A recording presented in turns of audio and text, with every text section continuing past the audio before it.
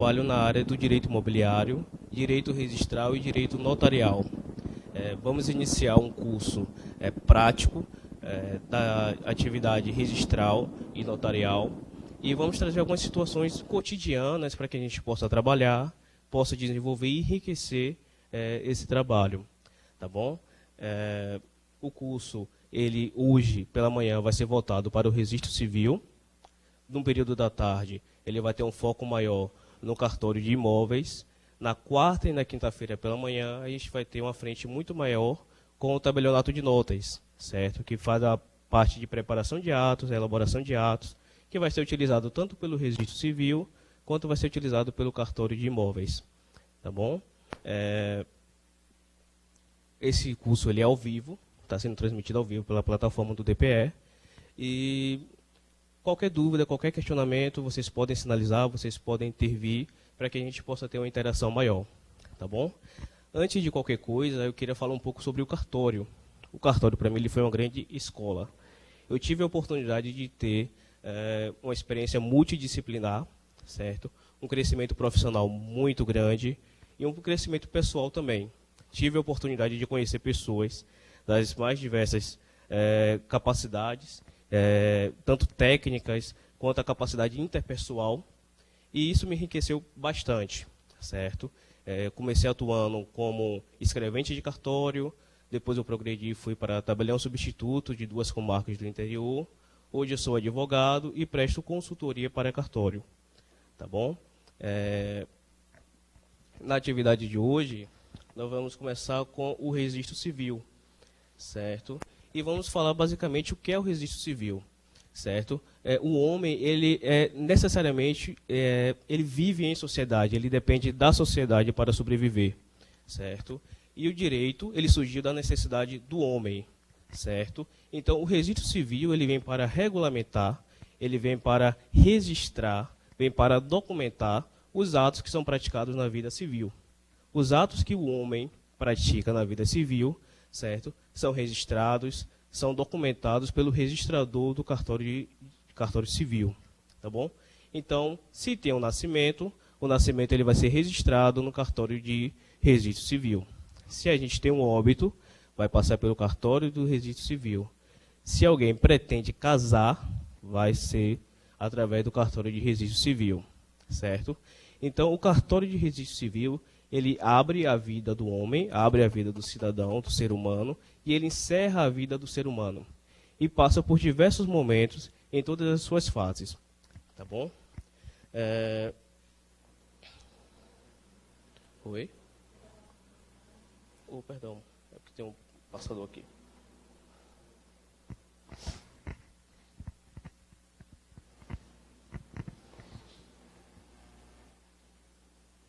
Então, vamos lá.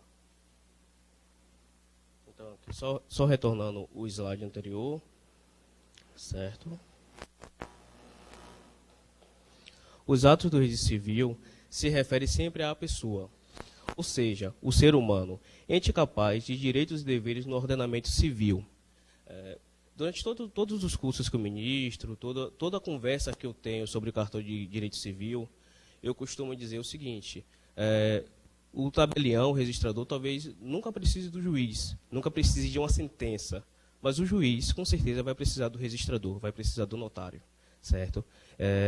O registrador, ele faz parte de todos os momentos da vida do cidadão, do nascimento ao óbito, do casamento, o momento de se registrar o divórcio. Ele faz parte de todas as frentes que o ser humano ele tem a necessidade, de todos os relacionamentos do ser humano, tá bom? O registro civil existe para garantir a comprovação dos fatos e atos relativos à vida em sociedade.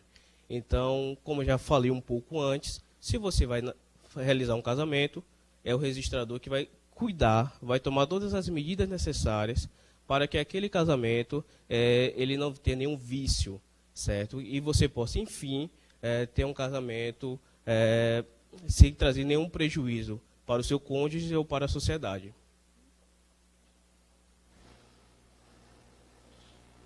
Os principais atos que nós vamos encontrar no registro civil é o nascimento, emancipação, interdição, casamento, registro de união estável, opção de nacionalidade, sentenças que deferem a adoção e sentença declaratória de ausência e o óbito. Certo? Talvez vocês até achem estranho a possibilidade do registro da união estável. Certo? Hoje, através do provimento, ele é regulamentado e é possível sim você registrar a união estável. Tá bom? Existem alguns requisitos e você hoje pode extrair sua certidão de união estável e é o registrador que vai praticar esse ato. Tá bom? O nascimento, eu acredito que todo mundo aqui tem uma certidão de nascimento. Isso é mais do que natural. Talvez alguns tenham se emancipado, alguns tenham casados. Com certeza ninguém tem o processo de interdição em aberto. Isso eu tenho convicção até então. Certo? A opção de nacionalidade, bem pouco provável que alguém tenha realizado também.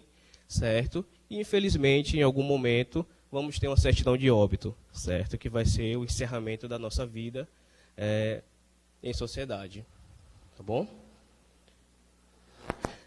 O cartório de registro civil, ele tem alguns livros próprios, certo? Então, no livro A é o livro de nascimento, o livro B é o livro de casamento, certo? O livro B auxiliar é o livro do casamento religioso com efeito civil.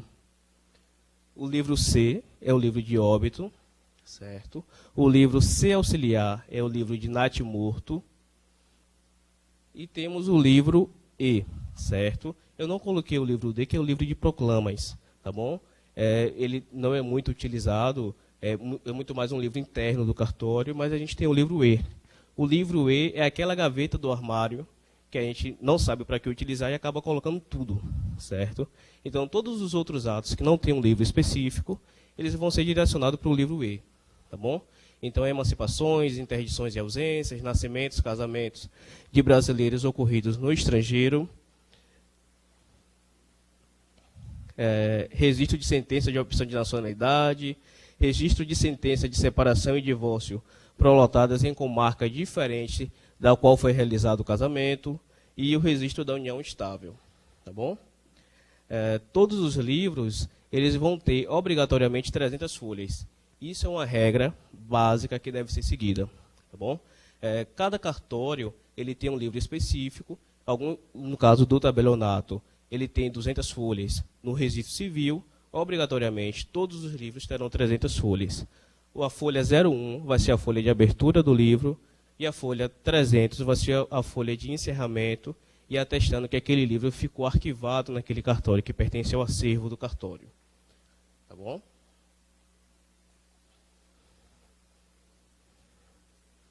O oficial de registro civil ele efetivará o ato de abertura do livro, certo?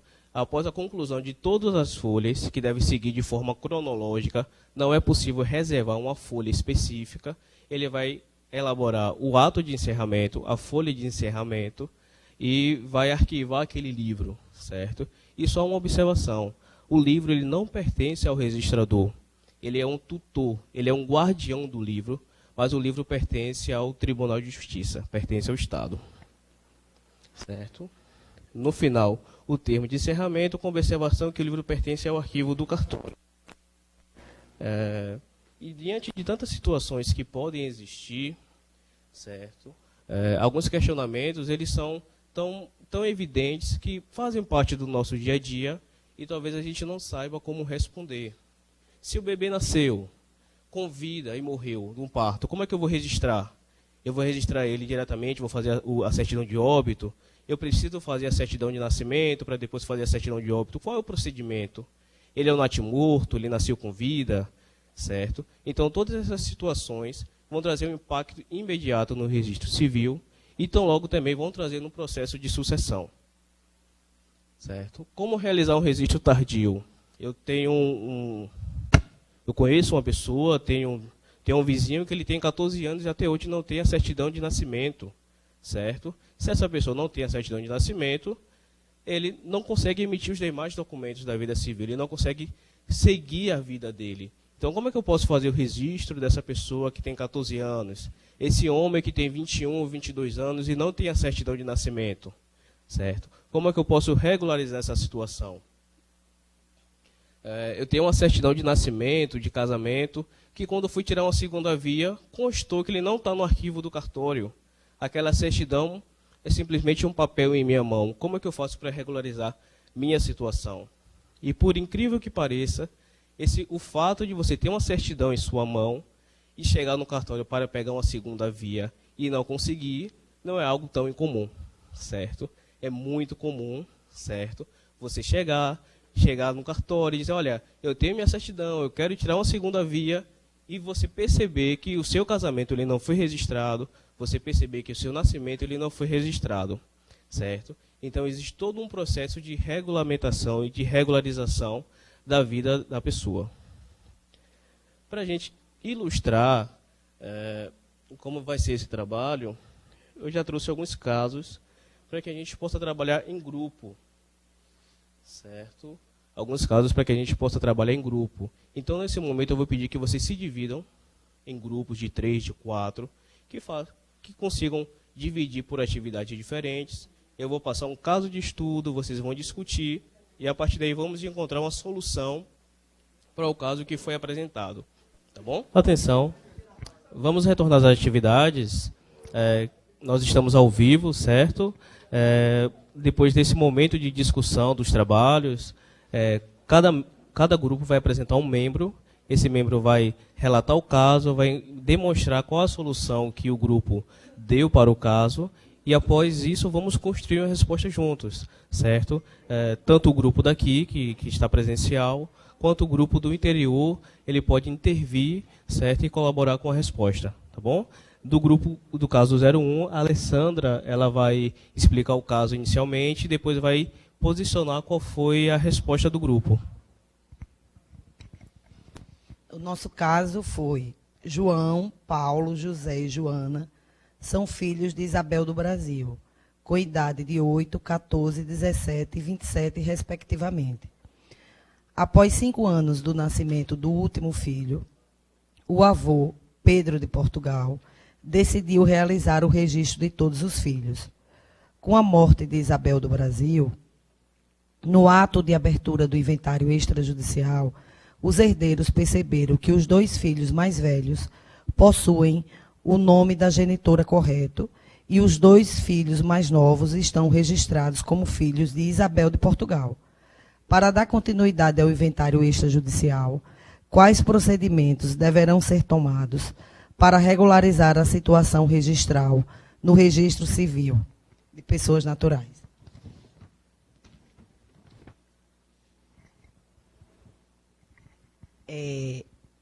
Como se trata de um erro, né? Nós chegamos à seguinte conclusão: como se trata de um erro de sobrenome e no registro, o procedimento seria a retificação dos registros de João e Paulo, dos filhos mais velhos, com o objetivo de alterar o sobrenome da genitora.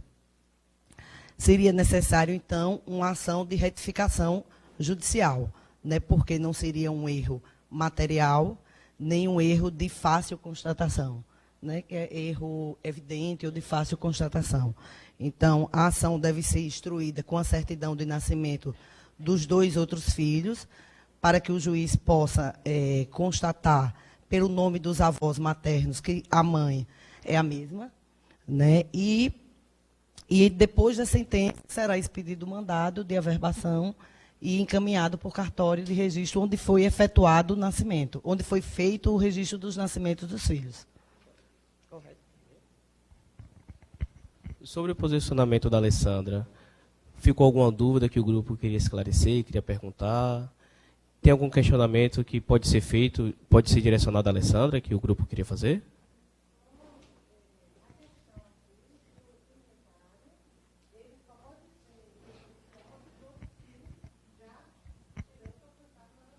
Isso. Cocô.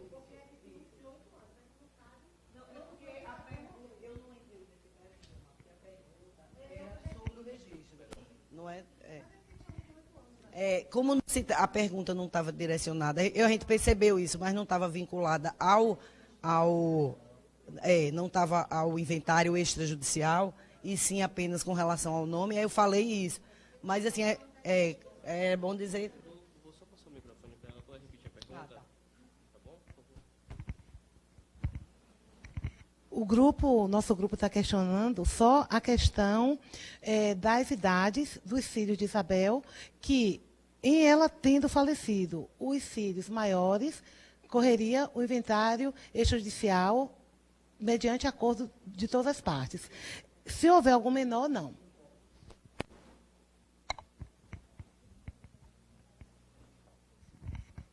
Nós nos ativemos à resposta, conforme perguntado, que seria relacionado à questão da retificação do registro civil.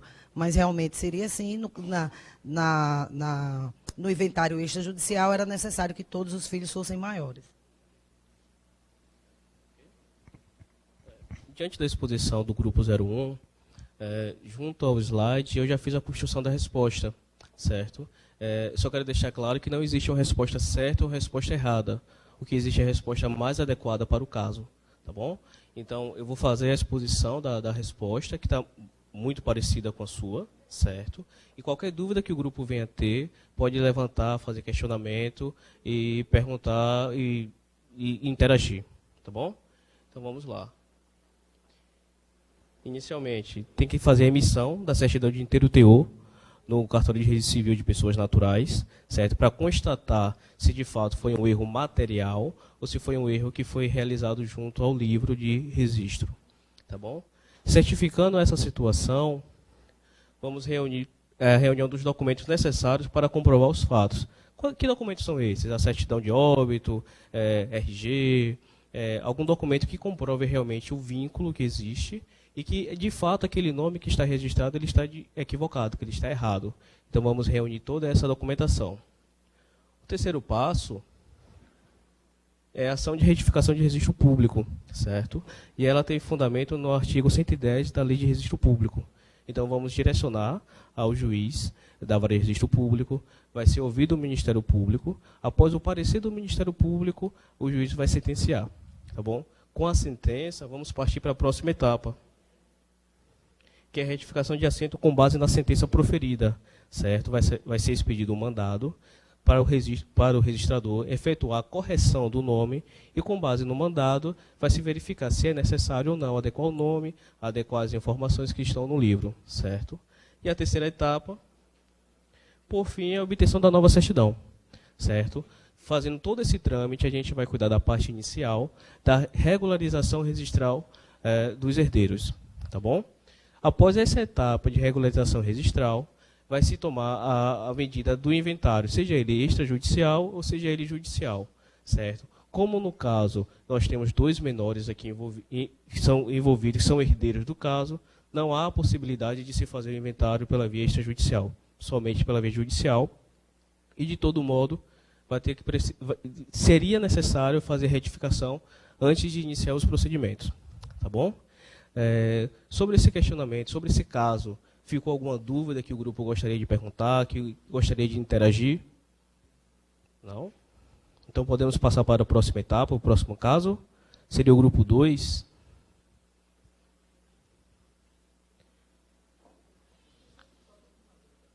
Sim. Só um minutinho, por favor. Constando que o avô Pedro de Portugal, depois que decidiu realizar, né, o registro dos filhos, por conta disso, provavelmente que o nome da mãe mudou para Isabel de Portugal, não é isso? É por isso que os mais novos ficaram com Isabel de Portugal, os mais velhos com Isabel do Brasil. Mas aí não tem nenhuma questão em relação ao prazo ou o motivo determinante por estar acontecendo essa divergência dos nomes, não interfere em nada aí na resposta, né? A questão do prazo, ela seria tão somente a questão do registro tardio, certo? Mas esse questionamento em específico, ele não trata do registro tardio em específico, ele trata da retificação do registro público, tá bom? O integrante do grupo 2 é a Mila.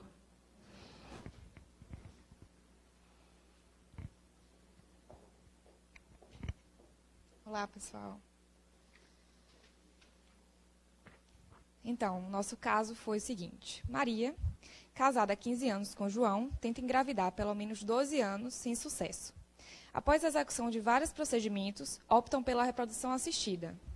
Por questões de afinidade, Maria convidou sua amiga Lúcia para participar do processo.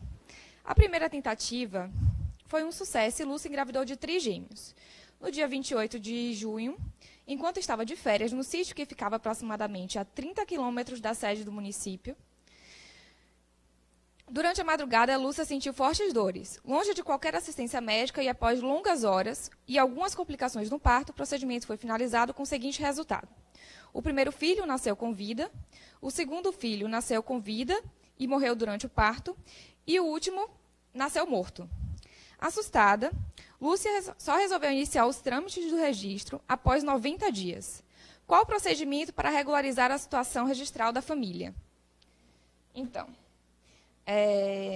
na questão se observa que há um natimorto. Então, o registro do natimorto, ele é direto o registro do óbito. Tem que se observar que não há aqui a questão da declaração de nascido vivo. Então, deverá ser considerada a mãe, no caso, a Lúcia, que foi quem gestou a criança, e não aquela que doou o gameta. Ou, caso a Maria, que foi a doadora do material genético, ela queira considerar o natimorto como filho, deverá ingressar com processo judicial para reconhecimento e tal. O segundo filho, que nasceu vivo e morreu, o registro civil ocorrerá com o registro de nascimento, seguindo os trâmites normais, podendo Lúcia registrá-lo como filho. Maria, caso queira, poderá registrá-lo, porém, deverá seguir a uma resolução do CNJ, resolução número 52 de 2016 do CNJ, que trata da questão da reprodução assistida, que, no caso, é a gestação por substituição, e há uma série de documentos a serem exigidos, como consentimento prévio e outros mais, que se assimilam muito com os documentos exigidos pela adoção. E deverão esses documentos serem apresentados. O cartório está autorizado a fazer esse registro em nome dos doadores, apesar de ser Lúcia a pessoa que gestou a criança. E a declaração e após isso, procedimento normal de certidão de óbito da criança, já que ela nasceu viva e depois veio a falecer. Já o registro da criança que foi nascida viva, a gente teve um conflito muito grande, a gente discutiu bastante sobre essa questão, porque há aqui a questão de que quem é a mãe na realidade, né? Foi a pessoa em que gestou ou foi a pessoa em que doou os gametas?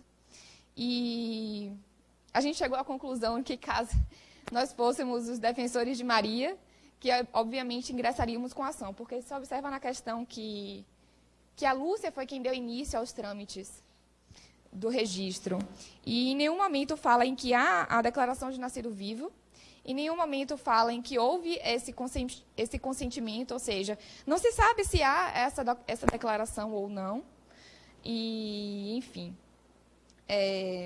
chegamos à conclusão de que a resposta mais adequada para o caso seria buscar o auxílio da justiça para a resolução, já vista que não há um consenso entre, enfim, a Lúcia e Maria e João, apesar de ter sido uma gestação por substituição, ou seja, todos concordaram com o procedimento, mas a questão deixa bem vago se há ou não a documentação necessária para o registro da criança. Então, a resolução mais adequada seria buscar a justiça e saber. Porque, apesar do registro, nesse caso, ser autorizado por via judicial, não há a apresentação de documentos. Tem aí um outro ponto que a questão trata, que é o do prazo de 90 dias. Se observa aqui, o registro, ao iniciar os trâmites do registro civil, após 90 dias, ultrapassou o prazo. Então, considera-se um registro tardio. E nesse registro tardio, o pessoal do cartório, o registrador, ele deve ter mais cuidado. Por quê? Porque no procedimento em que há o registro tardio, qualquer pessoa pode realizá-lo. Então, a Lúcia, nesse caso, estaria autorizada, assim como Maria também estaria. Deixa eu ver se eu esqueci mais alguma outra questão. A questão dos 30 quilômetros. O prazo, existem 3 prazos para o registro civil. O primeiro prazo é de 15 dias, em que poderá ir enfim, o genitor, eu não sei com certeza, mas acredito que seja o genitor e procede o registro normalmente. O de 45 dias com a presença da mãe e seria de 90 dias, caso... É isso? 90 dias, caso ocorra em município distante 30 quilômetros da sede do cartório. E aqui, nesse caso, a questão também deixa um pouco confusa, porque ela fala aproximadamente 30 quilômetros. Então, a gente não sabe se foi antes ou depois. Considerando, colocando a margem de erro, a gente considerou a mais e, assim, considerou mais prudente ser realizado o registro tardio. Muito obrigado. A evolução dessa resposta, ela tem várias nuances, certo? E seria até interessante que o grupo interagisse comigo nesse caso, porque vamos construir uma resposta a partir do posicionamento dele e do posicionamento que já foi colocado para esse questionamento, tá bom? Deixa eu só pedir um segundo microfone, que eu gostaria da interação de vocês.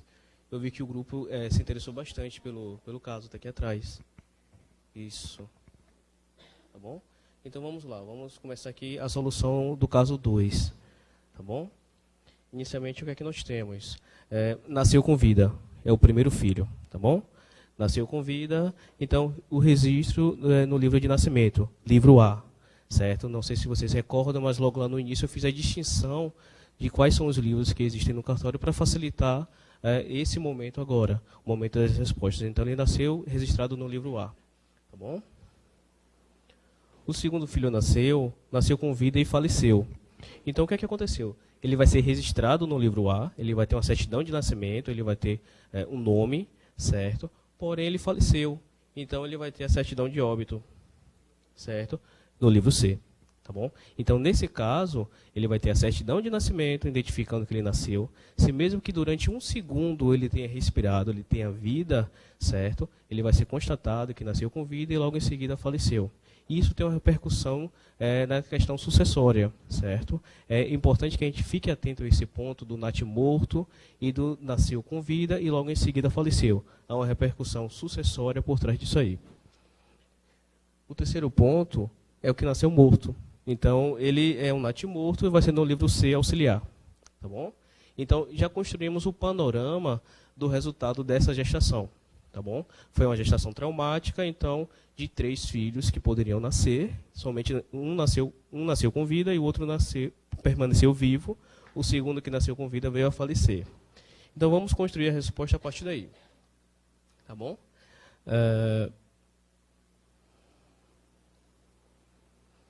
Inicialmente, eu trouxe o padrão, como é que ocorre o registro do nascimento. Então, vamos lá. Será efetuado o registro de nascimento com base nas seguintes informações: declaração verbal e apresentação da DNV e documento de identificação dos genitores. Isso não ocorreu. Nós não tivemos o DNV, certo? Foi um parto que aconteceu longe de assistência médica, certo? Sem uma parteira convencional. Foi um parto traumático, tá bom? O segundo ponto é o requerimento escrito nos casos de registro fora do prazo, certo? Que seria muito próximo da situação. Foi feito o registro após 90 dias e deveria se fazer o requerimento conforme o provimento do CNJ, tá bom? E o terceiro é a possibilidade de mandado judicial, que não caberia ao caso. Diante disso, nós temos os prazos que deveriam ser seguidos, que o prazo inicial é o de 15 dias, que é o prazo convencional. O segundo prazo é de 60 dias. Se a mãe for a declarante, então inicialmente ela tem 15 dias, e se a mãe for a declarante do registro, ela é acrescido mais 45 dias, ela fica com um total de 60. E o terceiro caso é o de 90 dias, para situações em que a mãe, ou então o declarante, ela resida, ela more em localidades a mais de 30 quilômetros da sede. Tá bom? Mas para a solução desse caso, nós vamos esquecer tudo isso aqui, certo? Essas informações são importantes, mas para esse caso específico a gente vai guardar essa informação, vai colocar na gavetinha e vai partir para um próximo procedimento, tá bom? Então vamos lá. Vamos buscar o provimento 28 do CNJ, que inclusive a Mila pesquisou esse provimento, o 52, certo? Então vamos estudar um pouquinho o que é que fala esse provimento número 28 do CNJ, tá bom? O DNV preenchido por médico ou parteira para menores de 12 anos, ou requerimento do oficial do registro civil, do lugar da residência do interessado, assinado por 2 testemunhas com as seguintes informações. Então, se eu vou realizar um registro tardio, eu tenho que ter essas informações. Eu tenho que ter o DNV, ou eu tenho que ter uma declaração inteira seguido de 2 testemunhas. E observação, todo esse procedimento, todo mundo que comparecer no ato, como requerente, como declarante, como testemunha, tem que se reconhecer a firma, certo? Tem que assinar o requerimento e vai lá e vai reconhecer a firma, atestando que, de fato, aquela assinatura pertence àquela pessoa. E esse procedimento é feito no tabelionato de notas. Nesse requerimento vai ter o dia, mês, ano e o lugar do nascimento, e a hora certa, sempre que possível, determiná-la. O sexo do registrando, seu prenome e seu sobrenome, o fato de ser gêmeo, quando assim tiver acontecido, que nesse caso tivemos trigêmeos, tá bom? É importante que se mencione isso. Os prenomes e sobrenomes, a naturalidade, a profissão dos pais e a sua residência atual. E aí nós vamos criar uma grande interrogação em razão do caso fático. Quem de fato é a genitora do bebê que nasceu com vida? Certo? É a Lúcia que dispôs do material genético, ou a Maria, aquela que fez todo o processo de gestação? É o contrário? Perdão. Então, a Maria que dispôs do material genético, ou a Lúcia que fez todo o processo de gestação? Tá bom? A próxima etapa do provimento que a gente deve atentar é a indicação dos prenomes e dos sobrenomes dos avós paternos e maternos, que somente serão lançados no registro se o parentesco decorrer da paternidade e da maternidade reconhecida. Existem alguns casos de reconhecimento de registro tardio que não se tem conhecimento da paternidade ou da maternidade. Se houver e tiver como comprovar, essa informação vai ser lançada. Certo? A atestação por 2 testemunhas entrevistadas pelo oficial de registro ou preposto expressamente autorizado sobre responsabilidade civil e criminal da identidade do registrando, bem como do conhecimento de quaisquer dos outros fatos relatados pelos mesmos. E essa entrevista ela é muito delicada, certo? É uma entrevista que ocorre de forma individualizada. Quando vai fazer a entrevista, seja para a parte que está declarando, seja para as testemunhas, essa entrevista ela é individual. Então, se vai se entrevistar o registrando, em um segundo momento vai se registrar a primeira testemunha, ou então vai se questionar, vai se entrevistar aquele que está declarando, certo? Então, esse procedimento é um procedimento que exige um certo sigilo e existe um certo cuidado, certo? A partir desse momento, você está dando a certidão de nascimento a uma pessoa, e a partir daí podem existir vários casos de corrupção, certo? Podem existir vários casos de fraude. E eu costumo dizer que por mais que o cartório ele tenha o dever de zelar pelas informações e fazer esse filtro das informações para a sociedade, é dentro do cartório que muitas vezes surgem alguns atos de fraude, de corrupção, pelo simples fato da falta de informação do atendimento, pela falta de preparação e até de uma forma inconsciente, certo? Que não deveria ocorrer e também não justifica para tal situação. O outro momento é que no registro de nascimento de criança com menos de 3 anos, que é o caso em específico, certo? Nascida de parto sem assistência de profissional da saúde ou parteira tradicional, a declaração de nascido vivo será preenchida pelo oficial de registro civil que vai lavrar o assento de nascimento e será assinado também pelo declarante, o qual se declarará ciente de que o ato será comunicado ao Ministério Público. Então, caso Lúcia fosse requerer o registro do nascimento, teria que seguir esse procedimento, tá bom? Vai fazer o oficial de registro civil, ele vai fazer o DNV, ela vai assinar esse DNV junto com o oficial e depois vai ser comunicado ao Ministério Público. Então, já segue um procedimento totalmente diferente do registro convencional, tá ok?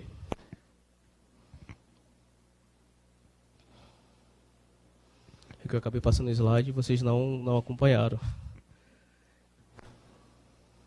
Certo?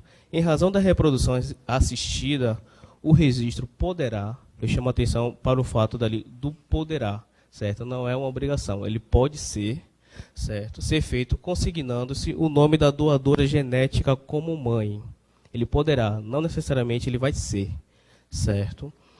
Desde que tenha sido firmado a anuência ao registro pela mulher, cujo nome consta no formulário da declaração de nascido vivo, e seja apresentado relatório médico dos procedimentos adotados, respeitadas as normas da ética médica editadas pelo Conselho Federal de Medicina. E aí a gente traz uma questão que foi bastante discutida pelo grupo, certo? A questão do DNV, a questão do nome da mãe. E diante dessa situação a gente tem várias frentes. Se a Lúcia, que é a doadora do material genético, ela fez essa declaração junto com a Maria, ela vai poder registrar em seu nome, certo? Se a Maria, no momento que fez o registro tardio, não levou em consideração, estou trocando, né? Se a Lúcia, que não levou em consideração essas informações, que não levou em consideração esse documento que foi preparado de forma prévia, certo? Ela vai registrar o filho, o bebê, com o nome dela, como genitora do bebê. Então a gente tem 2 caminhos a percorrer, dependendo do desfecho da história. Tá bom? Nós temos o terceiro momento, que é o registro do óbito e do natimorto. Além do nascido vivo, que a gente já construiu a solução para o caso, que vai ser um registro tardio, e o nome da genitora vai depender da boa-fé e da documentação que vai ser apresentada no ato do registro, certo? Temos o registro do óbito e do natimorto. E qual é o prazo? O prazo convencional é de 24 horas, certo? Temos o prazo de 15 dias, por qualquer outro motivo que se apresente, que não tenha feito o registro dentro desse prazo. E temos o terceiro prazo, que é até 90 dias, para os lugares distantes, mais de 30 quilômetros da sede da serventia. Tá bom? O caso lhe traz uma situação bem interessante. A Lúcia, ela só procurou o registro de pessoas naturais após 90 dias. Certo? Então, ela ultrapassou o prazo legal permitido. Tá bom?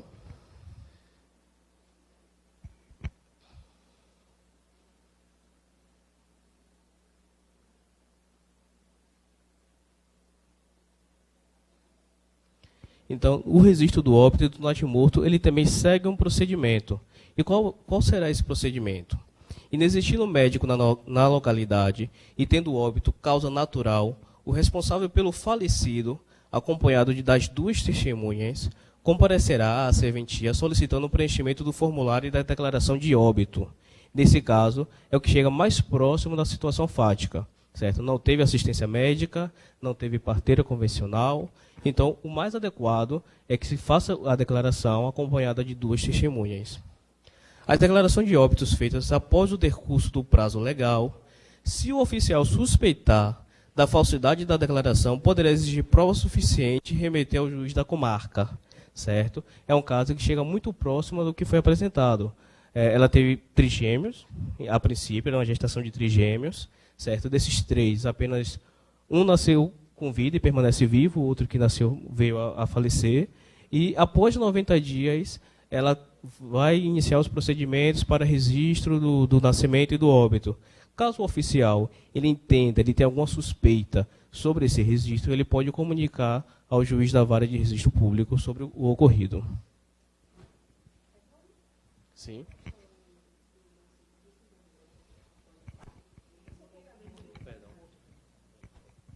O sepultamento dos que nasceram, o que nasceu vivo e morreu e do que nasceu morto, ele não fica condicionado a esse registro, não? Porque esse prazo de 90 dias tem um...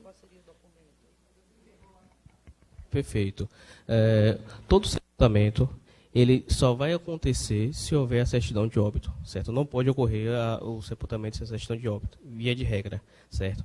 Mas no caso relatado, não trouxe como foi que ocorreu esse sepultamento, certo? Se houve um sepultamento improvisado, qual destinação se deu inicialmente ao natimorto e ao bebê que nasceu com vida, certo? Mas em regra deve-se, para realizar o sepultamento, ter a certidão de óbito. Perfeito.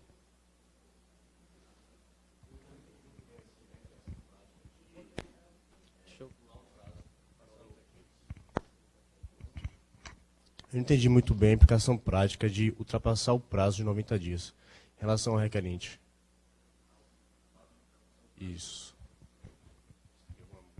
A informação de ultrapassar o prazo de 90 dias é tão somente que abre a possibilidade do oficial de registro civil, caso ele suspeite, ele levar isso em consideração e comunicar à vara de registro público, certo? Então, ultrapassou o prazo de 90 dias, a pessoa foi realizar o registro, caso ele suspeite, caso tenha alguma evidência de fraude, ele tem a possibilidade de comunicar aquele registro à vara de registro público para que se tome as medidas necessárias. Oi? Tem as repercussões cíveis e criminais. Isso. Tem as repercussões cíveis e criminais.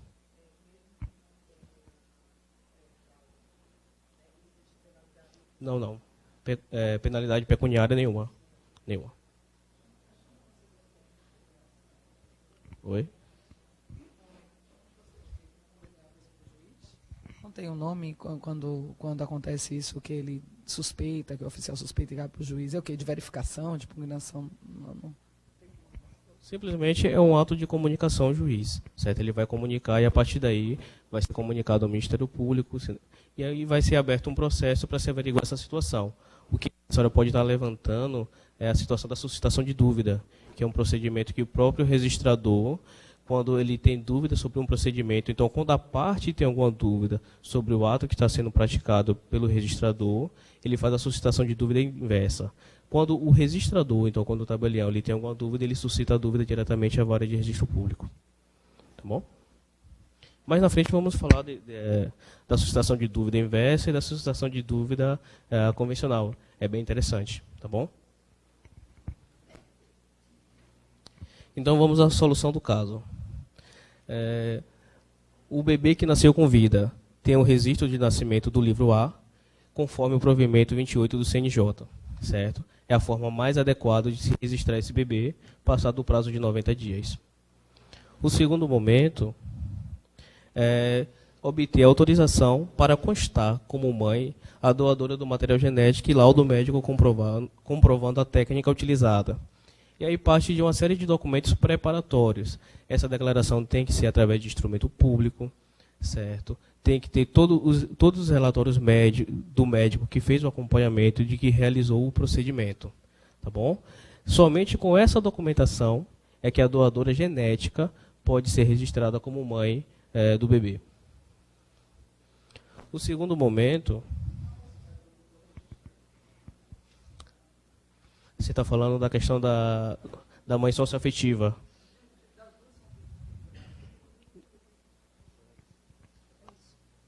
A possibilidade das duas figurarem como mãe, tanto a que doou com essa documentação, o material genético, como a que efetivamente gestou? Para existir o duplo registro, então a mãe socioafetiva, deve existir um processo judicial e ter autorização judicial para a prática do ato. Tá bom? Tem que ter um procedimento paralelo a isso. O segundo filho, ele nasceu com vida e faleceu. Então, o procedimento vai ser muito parecido com o primeiro, certo? Vai ser através da questão também do provimento do 28 do CNJ, em razão da demora em se registrar o nascimento com vida, e logo em seguida ele vai receber a certidão de óbito. Então, ele vai ter a certidão de nascimento e logo em seguida vai ser registrado o óbito no livro C. Tá bom? E o terceiro caso, que é o do natimorto, ele automaticamente vai ter o registro do óbito no livro C auxiliar. E aí vem uma situação bem interessante. Não será dado o nome ao natimorto. Aquele feto que já nasceu morto, ele não tem um nome. Ele simplesmente tem a origem, certo? Indicando-se no assento o sexo e a indicação do natimorto fulano de tal. Então, no caso, vai identificar o sexo, se foi menino ou se foi menina, e a origem dele que foi de Lúcia. Correto?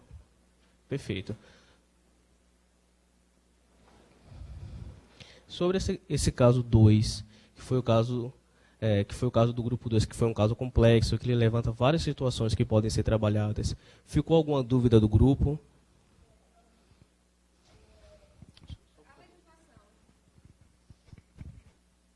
Foi uma dúvida muito presente aqui na discussão do grupo, foi qual é a consideração prática hoje, como é que enfim, tem se mostrado a jurisprudência, qual sentido tem? Qual é a mãe biológica nesse caso? É a mãe que deu à luz ou a mãe que foi a doadora dos gametas? Você tem algum conhecimento? Não. Até o momento, a pesquisa que eu realizei, eu não aprofundei esse ponto, certo? Ele parte muito mais para uma questão de bioética, a questão da origem do material genético. Eu não adentrei nesse questionamento, mas você pode passar um e-mail levantando essa situação, certo? Eu vou fazer essa pesquisa e logo em seguida a gente retoma essa conversa, inclusive expõe no grupo, para que a gente possa trabalhar e possivelmente esclarecer esse questionamento que surgiram de outras pessoas também. Tá bom? Tem mais algum questionamento do grupo? Esse provimento 28 que você falou, ele é para uma medida administrativa, não é isso? Por que alguns casos requer a necessidade de abertura de registro por um processo judicial? Você fala da questão da abertura do registro por processo judicial, certo? Depende muito da casuística. Se houver necessidade, se a situação fática ela não se enquadra dentro do provimento que regulamenta essa situação, certo? Vai se abrir o processo para se fazer o registro. Isso. O registro tardio desse processo. Se porventura o registrador, após concluir esse processo, tiver dúvidas para realizar o registro tardio, não cumprir os requisitos, ele vai levar essa situação para a vara de registro público, que vai ser definida e a partir daí vai ter uma sentença, certo? Determinando o registro ou não, se for o caso. Tá bom?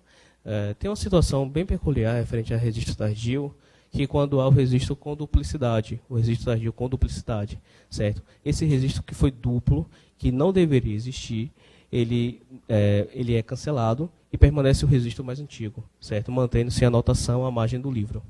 Tá bom?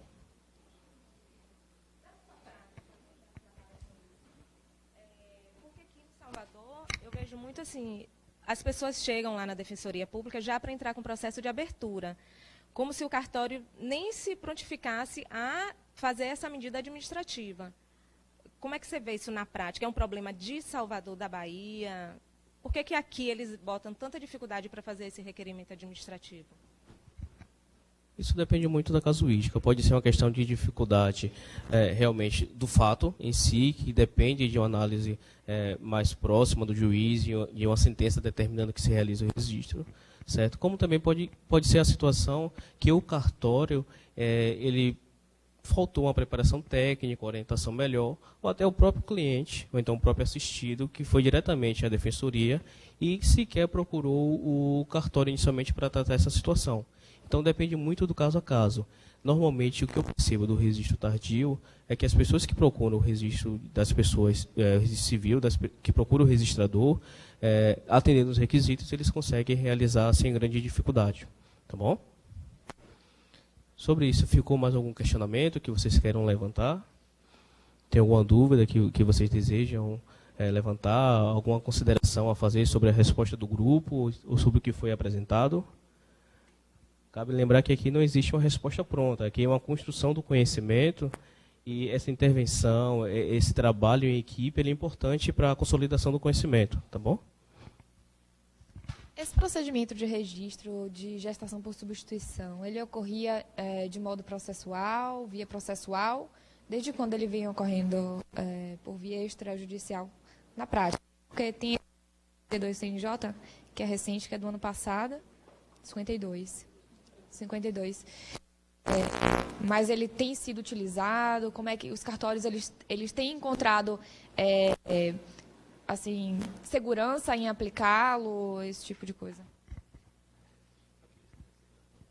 A questão da aceitação, certo? Olha, o direito ele é mutável, certo? Então, não existe uma situação pronta. Sempre vai existir algo que vai ser modificado, algo que vai ser alterado. Vai existir sempre uma inovação no campo do direito. O ser humano, a sociedade, ela é mutável e ela é constante, certo? Essa mudança que veio ocorrendo no cartório, inicialmente toda mudança, ela causa um pouco de preocupação, ela causa um pouco de temeridade, certo?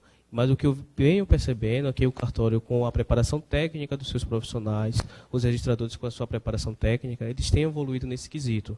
E as questões que, de fato, eles não conseguem trabalhar, é levado para a vara de registro público, e a partir daí tem-se a evolução através de sentença, tendo uma decisão mais próxima e melhor apurada pelo juiz.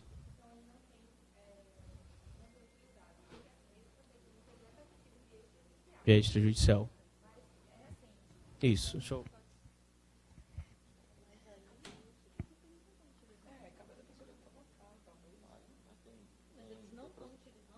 É isso.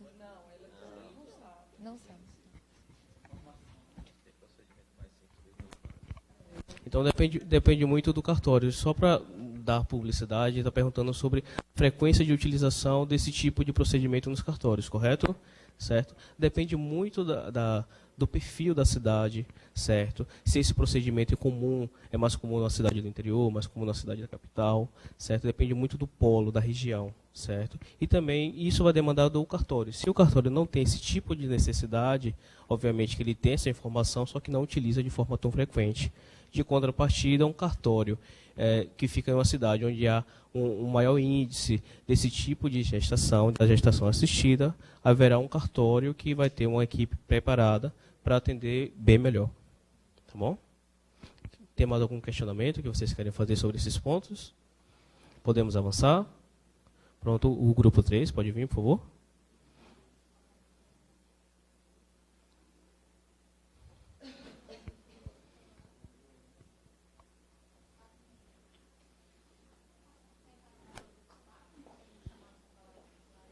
Quer avançar para o...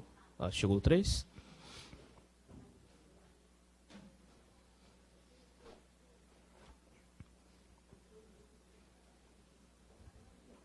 Grupo 3.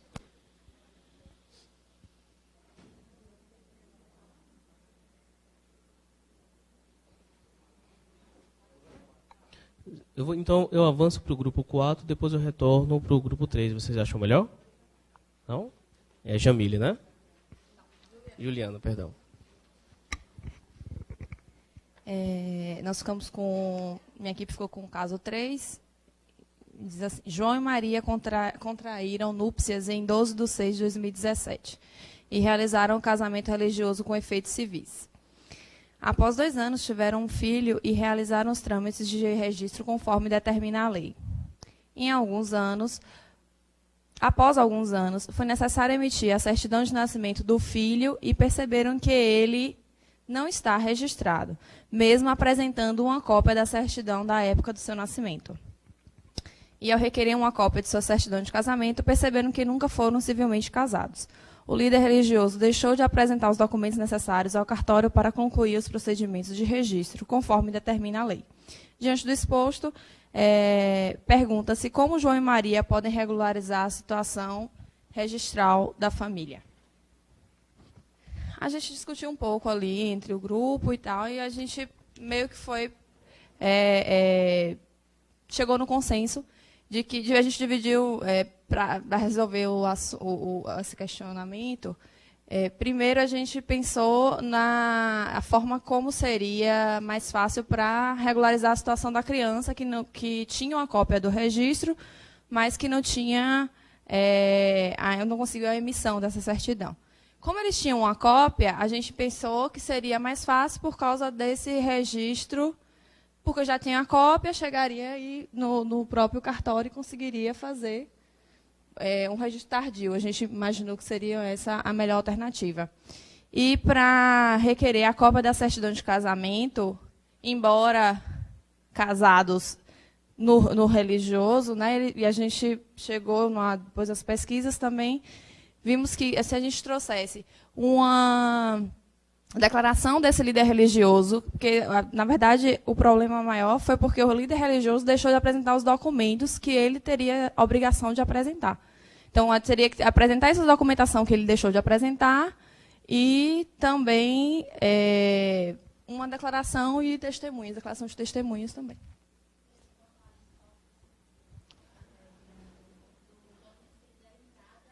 A cópia também dos documentos que ele deram entrada, porque efetivamente houve, né, a documentação já tinha sido dada entrada desse casamento, faltando apenas o restante do processo, que era do líder religioso. Então, teoricamente, a gente imaginou que eles teriam comprovação quando eles deram entrada desses documentos. Então, a solução que o grupo encontrou seria efetuar o registro tardio do filho, certo? E utilizar a documentação da certidão que já tem em mãos como prova, certo? E o segundo momento seria realizar um novo procedimento de habilitação, para que realizasse e efetivasse o casamento, certo? Ok, então, deixa eu só evoluir aqui a resposta com vocês. E conforme eu fiz no caso 2, eu vou sedimentar porque ele envolve várias situações que precisam ser analisadas, certo?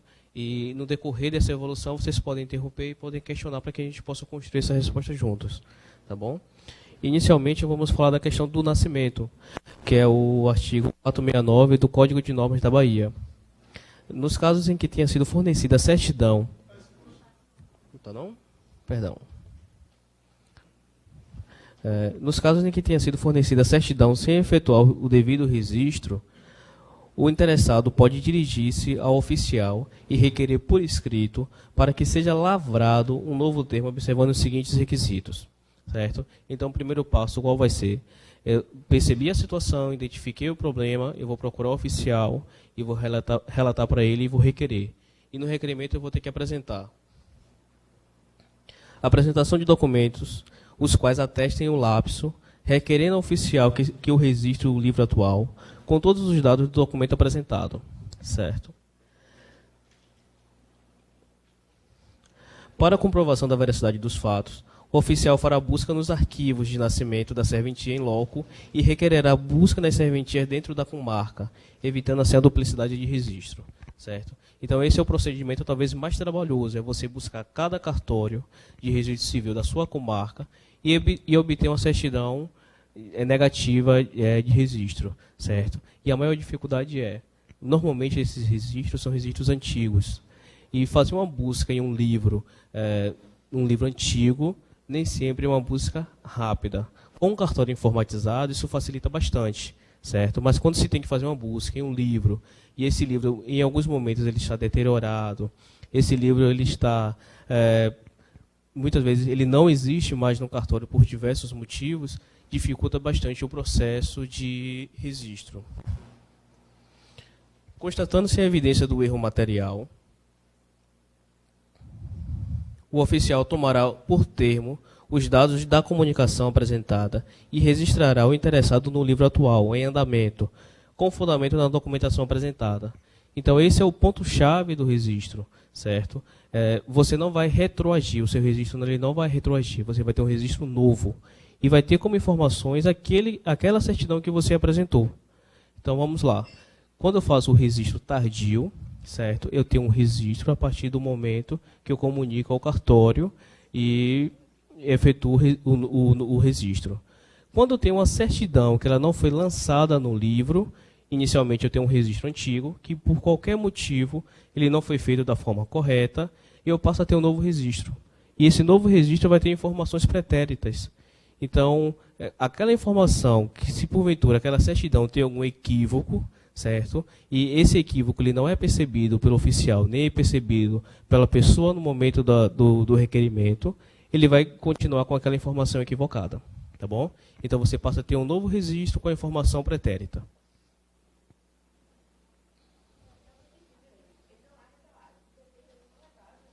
Não.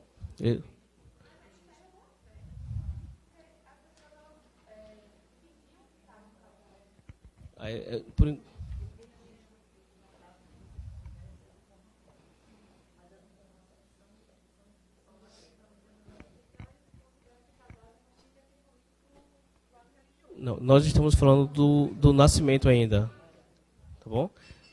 A questão que a gente está falando é do nascimento, a gente está cuidando da regularização do filho, que ele tem uma certidão.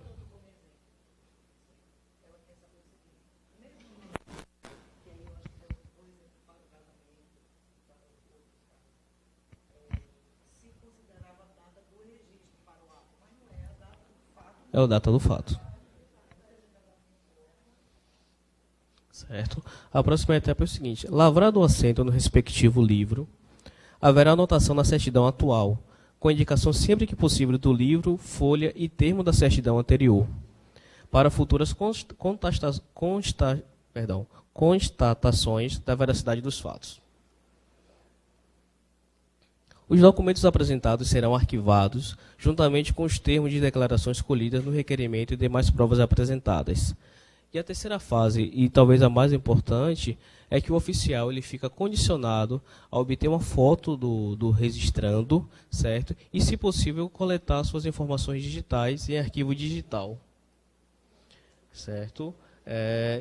Sabendo também que, quando o requerente for maior de idade, assinará o requerimento juntamente com 2 testemunhas. Não sabendo ou não podendo assinar, por qualquer motivo, assinará seu rogo 3 testemunhas maiores e capazes, certo? Talvez o termo assinatura rogo seja novo para vocês e isso soe um pouco estranho. Quando uma pessoa não pode assinar, ela deixa a sua digital, certo? E outra pessoa assina rogo por ela. Então, essa pessoa ela vem certificar, ela vem assinar, dizendo que aquela digital que foi colocada na escritura é correspondente a ela, certo? E junto à assinatura rogo, normalmente se chama 2 testemunhas para poder validar o ato. Tá bom?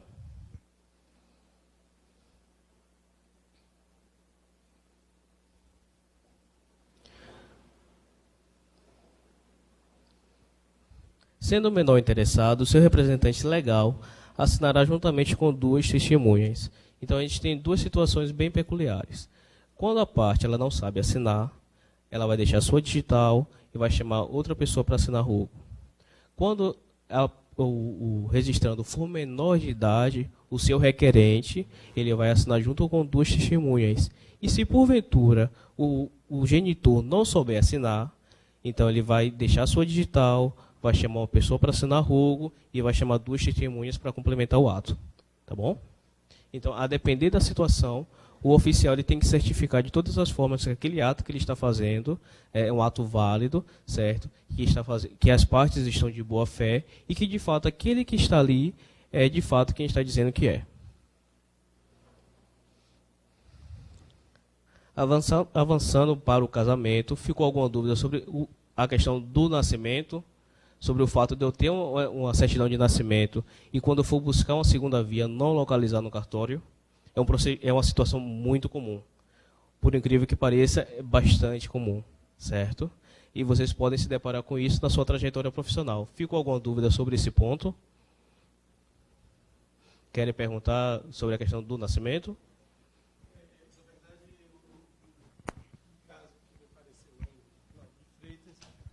E aí todos os elementos de prova muito que o senhor apresenta estão muito ligados a declarações ou testemunhos ligados a pessoas que podem ter acompanhado o parto e tal, principalmente na casuística anterior. Mas eu encontrei uma família que a criança tinha nascido, e na região metropolitana a gente já encontra muito esse caso, pessoas que não se acorreram de sistemas de saúde, que não nasceram no sistema de saúde, mas ao mesmo tempo não procuraram mecanismos alternativos, de doulas, nada disso. Nascida a criança já com algum tempo, como é que seria então para se produzir esse registro? A gente ainda teria, sem essa declaração de nascimento vivo, ainda teríamos a possibilidade de provar, de fazer prova dentro de um processo desse tipo? Como é que o senhor vê? Já encontrou algum caso assim? No caso que você fala do registro tardio. Certo? Nesse caso, o requerente, se ele for menor de idade, o requerente ele vai apresentar a situação oficial do cartório e vai assinar o DNV. Vamos partir do pressuposto que ele nasceu e não foi gerado um DNV, certo? A declaração de nascido vivo. Então, o oficial irá preparar esse DNV. O declarante, que no caso provavelmente vai ser o genitor, ele vai assinar esse DNV e vai ser comunicado ao Ministério Público e vai dar continuidade ao processo normalmente. Se porventura o registrando for maior de idade, então ele vai assinar a guia de DNV, certo? Então depende muito do tempo e do momento, na verdade da idade do registrando, certo?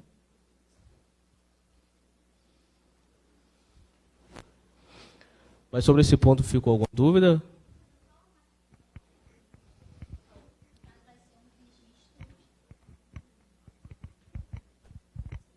Vai ser o registro com a data nova se referindo a um fato pretérito, né? Só isso que eu tinha perdido. Nesse caso, nós temos duas situações. Nós estamos tratando do registro tardio, certo? Que a partir do momento que for realizado o registro, vai ter a certidão com o lançamento das informações. E esse caso que nós estamos tratando é quando eu tenho uma certidão, certo? E quando eu vou buscar uma segunda via no cartório, ou então a certidão de inteiro teu, eu não consigo localizar essa informação no livro. Então, eu faço um levantamento em todos os cartórios da comarca para verificar e obter a certidão negativa desses cartórios. E, obtendo essa informação, eu sigo o procedimento e, a partir daí, eu tenho uma nova certidão com a data atual, fazendo menção à certidão antiga. Tá bom?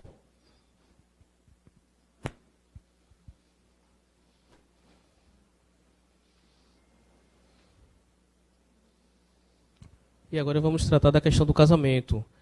O casal ele realizou o casamento quando foi buscar uma segunda via da certidão, perceberam que o casamento não estava registrado. E nesse caso aqui nós estamos tratando de um casamento religioso, certo? Que segue um processo diferente, um processo foge um pouco do convencional, certo? Inicialmente nós temos o processo de habilitação, certo? E esse processo de habilitação ele tem validade de 90 dias. Então, quando você pretende casar, você vai passar por esse processo de habilitação, você vai chegar no cartório de registro de pessoas naturais, vai apresentar toda a sua documentação, vai passar por um processo que as pessoas conhecem como proclamas, certo? Que é lançado no livro D. Após 15 dias, em edital, certificando todas as situações com vista do Ministério Público, vai ser emitido uma certidão de habilitação e essa certidão tem validade de 90 dias. Tá bom? Quem é casado provavelmente já passou por isso. Provavelmente não, com certeza passou por isso. Certo? O segundo momento é quando a gente trata da celebração do casamento religioso, certo? E aí nós mudamos a figura do celebrante. Ele deixa de ser o juiz de paz e passa a ser um líder religioso, certo? Isso é um detalhe. Quem casa no religioso com efeitos civis, ele está registrado no livro B auxiliar. Tá bom? O terceiro passo é que o registro do casamento religioso deverá ocorrer em até 90 dias após a celebração, mediante comunicação do celebrante ou qualquer um dos interessados, o que não ocorreu no caso fático, certo? Então, o celebrante, o líder religioso, ele deixou de apresentar essa documentação ao cartório, ultrapassou o prazo de 90 dias, muito mais do que 90 dias, então aquela celebração, ela perdeu os efeitos civis. Então, diante disso aí, nós temos dois prazos. Nós temos 90 do processo de habilitação e após a celebração nós temos mais 90 dias, certo?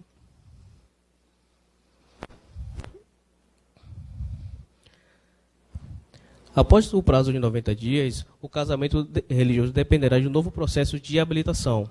Então, como o líder religioso perdeu esse prazo, ou então não tinha um conhecimento que deveria levar esse processo de a documentação da celebração para o cartório, vai ter que se iniciar um novo processo de habilitação e vai seguir todos os trâmites novamente, certo?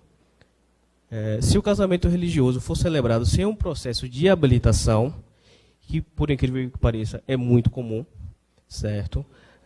Terá efeitos civis se a requerimento do casal, a qualquer tempo, no registro civil, mediante prévia habilitação à autoridade competente. Então, vamos lá. Eu hoje vou casar no religioso. Eu vou na igreja, só que eu não tinha conhecimento que precisava fazer o processo de habilitação. Casei na igrejinha, bem no interior, do jeito que eu queria, do jeito que eu sonhei, e não tomei conhecimento dessa situação. Certo? Passado o prazo de 90 dias, não dei continuidade ao procedimento e depois quis ter uma certidão de casamento para comprovar que de fato eu tinha casado. Pelo simples fato de eu não ter iniciado o processo de habilitação, eu não posso obter essa certidão de casamento. Eu tive o processo de celebração, mas não tive o processo de casamento. O que é que eu vou precisar fazer? Vou fazer uma nova habilitação, requerer o registrador, fazer uma nova habilitação para aquele casamento ter efeitos civis. Certo? E eu quero que vocês façam essa divisão para vocês. Existe o casamento religioso. Para os efeitos religiosos, aquele casal ali efetuou o matrimônio. para efeitos civis, eles não são casados, certo? E o segundo ponto de observação é será nulo o registro civil do casamento religioso se antes dele qualquer dos nubentes houver contraído outro casamento civil. Então vamos lá. João pretende casar com Maria, celebra o casamento religioso, realiza o sonho de Maria.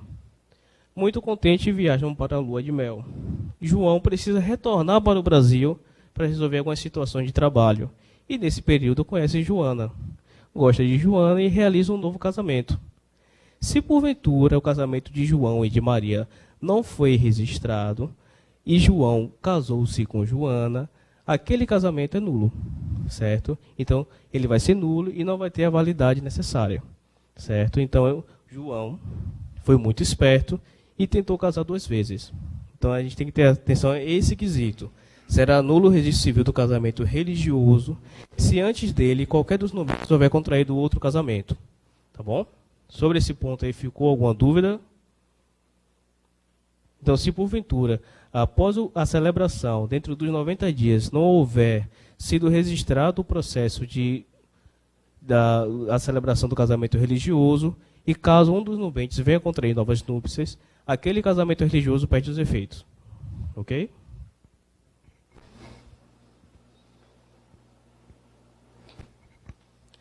Então, a gente já tem a construção das 2 respostas. A primeira resposta é realmente que a gente vai ter que requerer ao registrador do cartório civil que se faça um novo registro com base na informação da certidão de casamento, certo? O segundo momento é que o casal simplesmente vai ter que requerer ao registrador um novo processo de habilitação para dar validade àquele casamento dele, tá bom? Sobre essa questão, tem alguma dúvida que querem levantar? Alguma situação que querem levantar? Da celebração da nova habilitação. Da nova habilitação. Certo? Isso. O processo de habilitação é o processo que abre as portas para a celebração. Tá bom?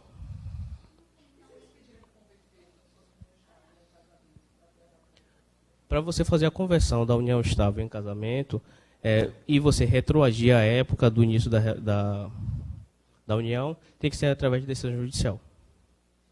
Só judicial.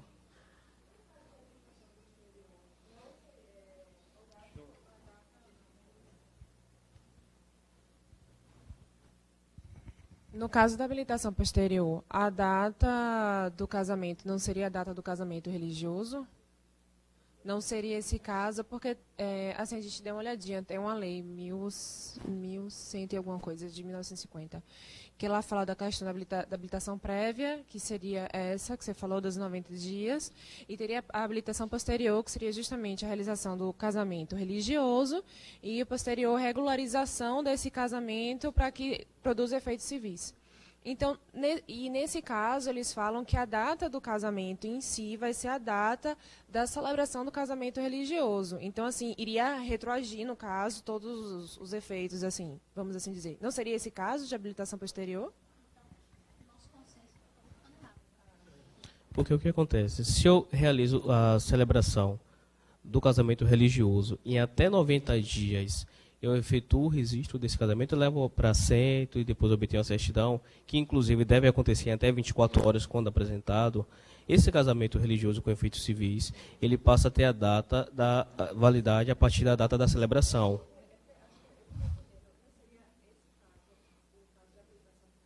Não, nesse caso tem que ter uma nova habilitação para que o casal venha contrair novas núpcias, certo? Só que ele não vai retroagir, porque ele ultrapassou em muito o prazo de 90 dias.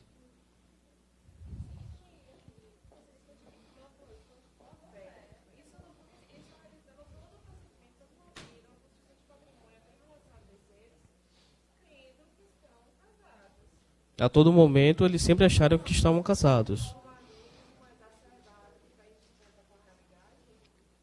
Vai sim um pouco de encontro à realidade, mas é extrajudicial, certo? Então, assim, para o registro do casamento religioso, ele ter a data da celebração, eu tenho que cumprir o prazo de 90 dias. Ultrapassado esse prazo de 90 dias, tem que fazer um novo processo de habilitação com essa data. Isso.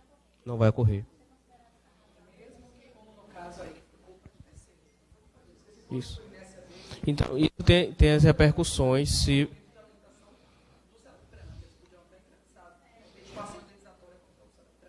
Correto.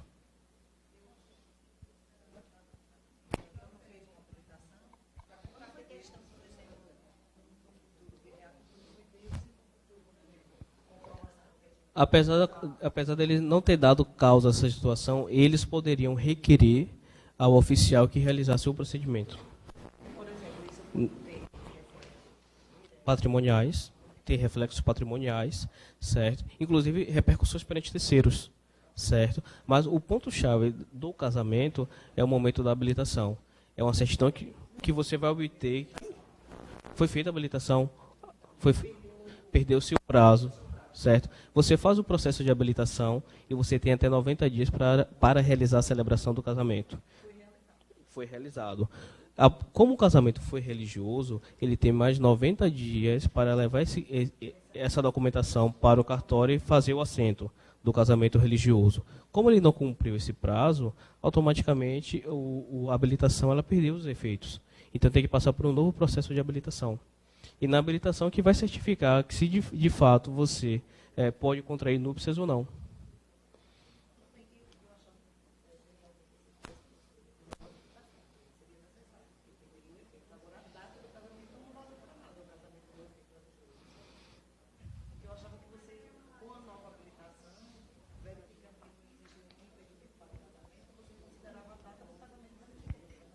Não, deixa eu só retornar o slide aqui para a gente fazer o acompanhamento.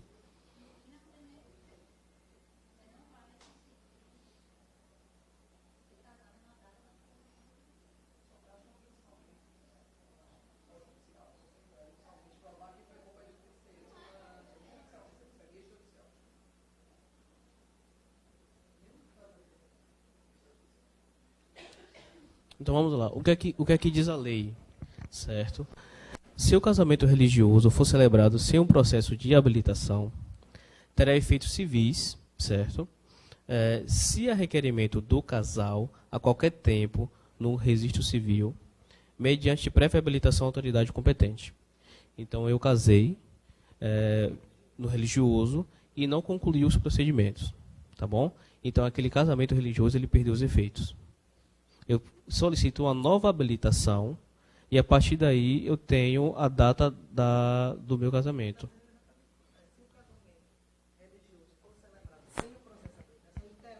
Ele terá os efeitos civis.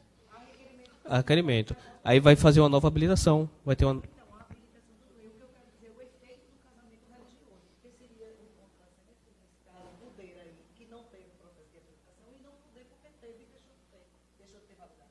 Porque, na verdade, teve o decurso do prazo, e com o decurso do prazo ele vai ter que iniciar com um novo processo. Então, a celebração religiosa ela perdeu os efeitos. Ela vai ter os efeitos civis.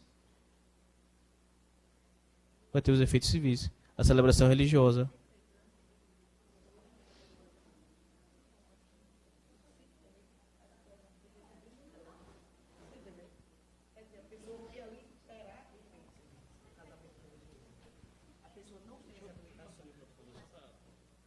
O que eu estou dizendo é o seguinte, nesse caso específico aí, o casamento foi realizado sem o processo de habilitação. Posteriormente, os noivos foram e requereram o registro no civil. E aí foi feita a habilitação e esse casamento terá efeito, não é isso? A minha dúvida é, por que, se no caso anterior foi feito o processo de habilitação pelo casal e apenas o casamento não foi registrado por culpa da autoridade religiosa, por que aquele casamento realizado lá atrás não terá mais efeitos civis? Vamos lá. Lá no passado, eu fiz a habilitação, realizei o casamento no religioso, e não cumpri o prazo de retorno para o cartório. Então, o meu prazo de habilitação, eu cumpri, fiz a celebração, só que o prazo entre a celebração e o retorno para o cartório, eu não cumpri. Eu, nubente, certo? Agora, teoricamente casado, eu teria a obrigação de chegar no cartório e pedir o registro, certo? Além do líder religioso, que ele tem a obrigação, eu também tenho a obrigação de chegar lá e comunicar e requerer o registro do casamento. Inclusive, esse registro de casamento ele acontece em 24 horas, ele retroage à data da celebração. Se eu passei esse prazo, se eu perdi esse prazo, certo? De fato eu não sou casado sobre os efeitos, não tenho um casamento religioso, certo? O que eu vou ter é um novo processo de habilitação e a partir daí eu vou ter um casamento civil. Se eu desejar ter uma celebração de um casamento religioso, eu tenho que seguir todo o trâmite novamente. Eu tenho que seguir o processo. Por mais que o casamento seja único, tecnicamente a gente consegue fazer essa divisão.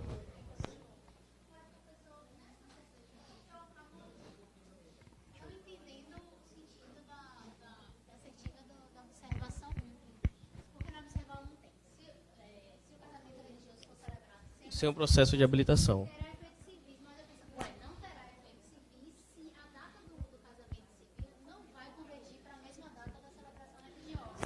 Porque nesse momento a gente está falando de duas situações diferentes, certo?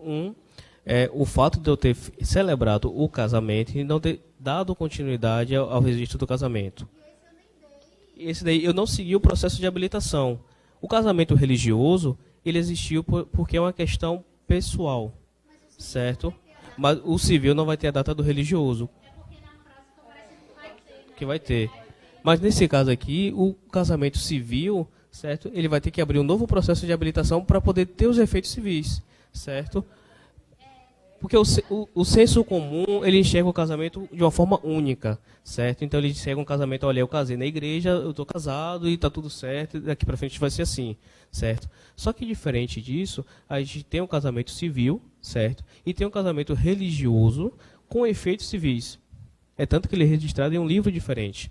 Então eu tenho um casamento civil, eu posso casar hoje no cartório de registro civil e só celebrar meu casamento daqui a 90 dias. Ou então eu posso simplesmente ser casado no civil e por uma opção pessoal realizar meu matrimônio em dezembro. Eu vou fazer uma viagem e eu quero realizar meu matrimônio em um cruzeiro. E eu não quero dar os efeitos religiosos ao meu casamento, certo? Eu posso realizar dessa forma.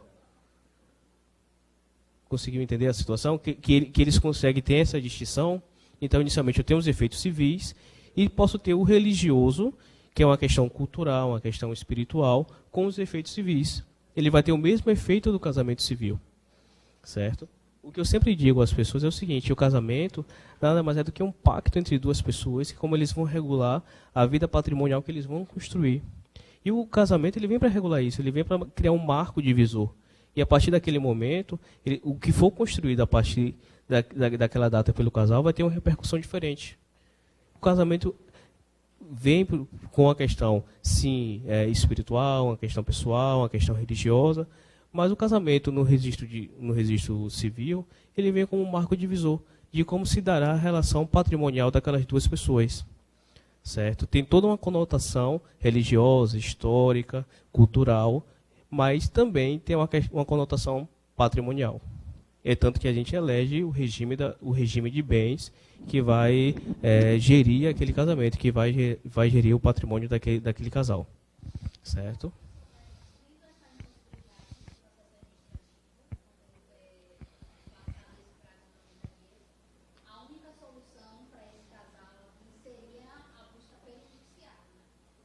Seria uma tentativa, seria uma possibilidade. Certo? Mas para que ele venha ter, de fato, a certidão de casamento, todo o processo, ele vai ter que iniciar o processo de habilitação. Não tem como ele pular essa etapa. Essa etapa é essencial. Judicialização. E partir de um entendimento do juiz. Certo? Pela via extrajudicial.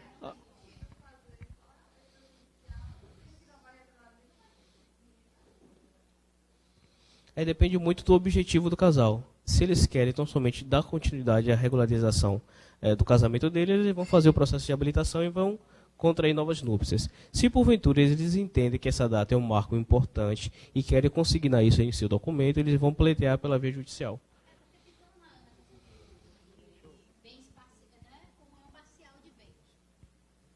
Pensando na questão mesmo patrimonial, né, que é o mais importante nessa falha, nesse erro aí que aconteceu. Comunhão parcial de bens.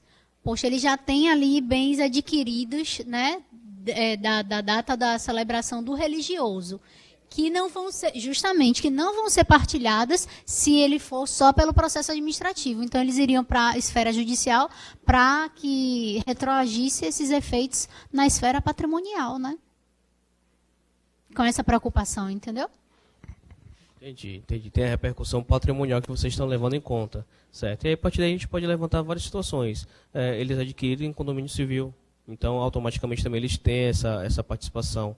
Depende muito do regime que eles adotaram e que eles pretendem adotar, certo? Então, a depender da situação, vai pender para o lado da judicialização ou pode ir pela via administrativa. Nesse momento, nosso foco é tentar resolver tudo de forma extrajudicial. Seria o objetivo, a gente buscar cada vez mais o extrajudicial, certo? Agora depende muito do objetivo do casal.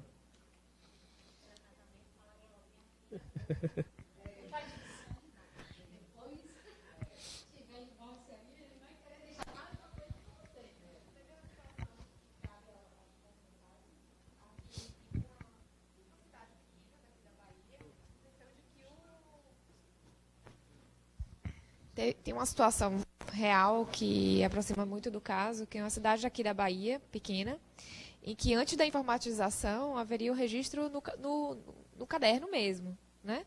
Enfim, em livros. E o registrador ele não efetuou os registros durante anos de várias pessoas dessa cidade. E aí as pessoas queriam se divorciar e aí não tinham registro, porque na verdade acontecia, dava assim, toma, casou. E não fez o registro. Não tinha o registro.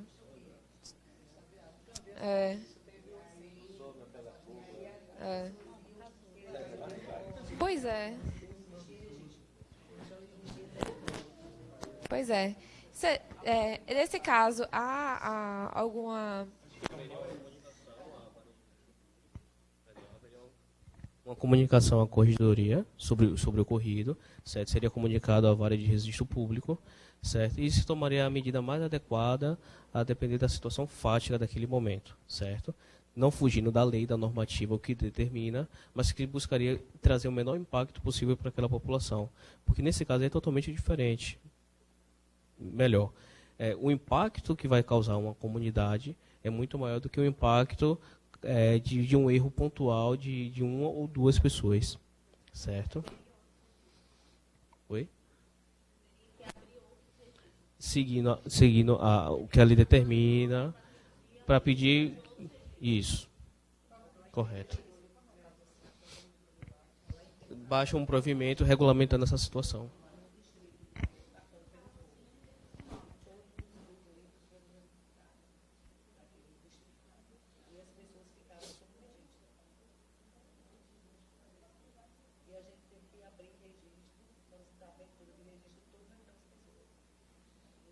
Fez a comunicação com a corregedoria sobre o fato, comunicou ao juiz da vara de registro público e se abriu novos registros com base nas certidões que já existiam em mãos, ou então se efetuou um novo registro.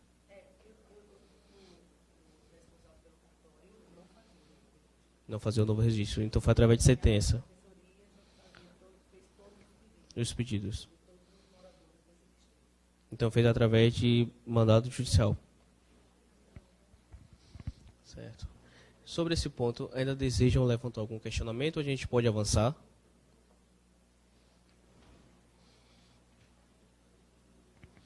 Podemos avançar? Oi? Vamos? O grupo 4.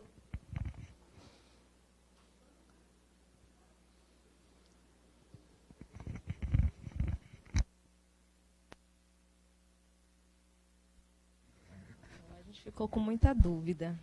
Mas o caso diz o seguinte: Joana Salvador, casada há 25 anos, está separada de fato há 2 semanas e resolve fazer escritura de união estável com Joelma Maceió, que está separada judicialmente.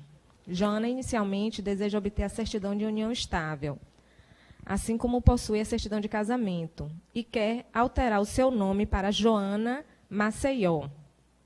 Diante do caso relatado, como Joana e Joelma podem proceder para atender à vontade e, posteriormente, realizarem a conversão da união estável em casamento? A gente achou um provimento, número 37 do CNJ, diz que a certidão de união estável para registro civil, ela não pode ser realizada por pessoas casadas, pessoas separadas de fato, e somente por pessoas separadas judicialmente ou extrajudicialmente. Então, nesse caso, a gente entende que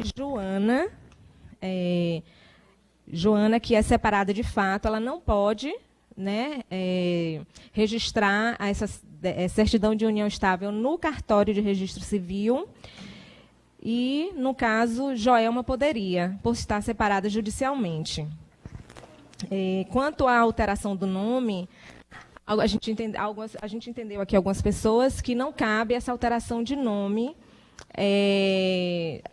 Não cabe essa... Eu entendo, e eu vi alguns julgados, que cabe, mediante pedido de retificação de algo judicial, certo? Aqui na Bahia, eu não achei nenhum provimento tratando desse assunto. Eu vi um provimento do Estado de São Paulo dizendo a possibilidade que o oficial de justiça ele não pode se recusar a proceder a essa declaração da união estável com a alteração do sobrenome do casal. Tá certo?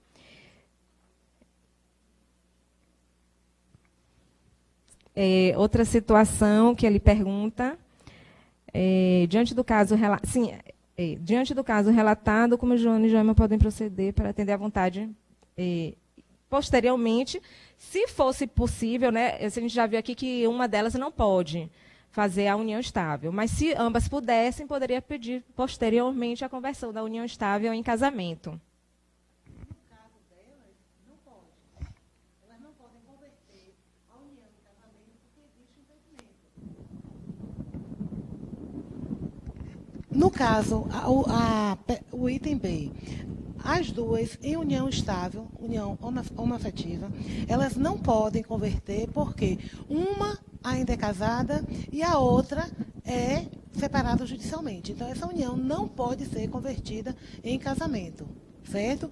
E o item A, com relação à certidão, a gente entendeu que não pode, porque uma delas tem um impedimento que é a separação de fato. Porque separada judicialmente comporta, mas uma delas é separada apenas de fato. E com relação ao nome, alteração de nome, houve assim, uma guerra aqui, porque metade acha que cabe, saindo os impedimentos, se fosse emitir a certidão, caberia a alteração de nome, uma parte acha que sim, a outra acha que não.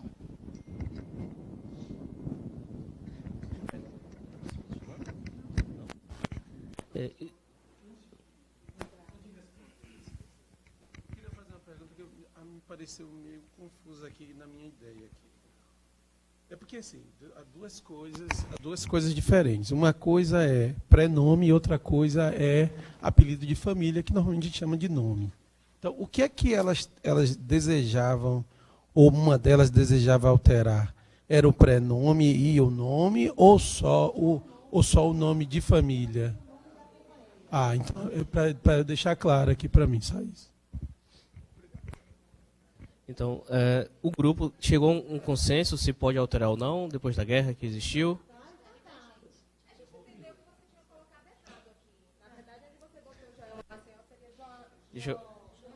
Joana Maceió, isso. Certo, então vocês ainda não têm uma definição. Isso.